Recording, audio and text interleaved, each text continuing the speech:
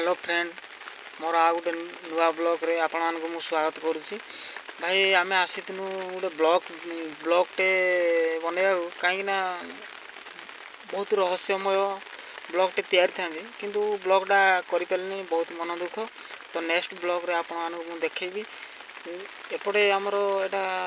गाँटा ना कौन मु जानी भाई गोटे नदीटे अच्छी कौन साहाड़ा नदी ना कौन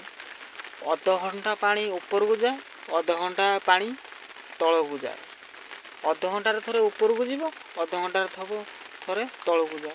भाई मुझे नदीर ब्लॉक तैयारी आसती किंतु लघुचाप सकाशे प्रबल वर्षा जो गोटे राति ये कैंपिंग कर रही भाई खाଇବା पीवा किसी ना लास्ट बेले बैक से आम बाहर रोड को आमको लगे मिनिमम 7-8 किलोमीटर बाहर तेणुक आम वर्षा जो केलुआ बैक भाई आसी पारा ना तेणु कि ये देखिपे ट्रैक्टर बस ट्रैक्टर भाई लोड कर रास्ता पाखक आम आनी देखिपे से बैक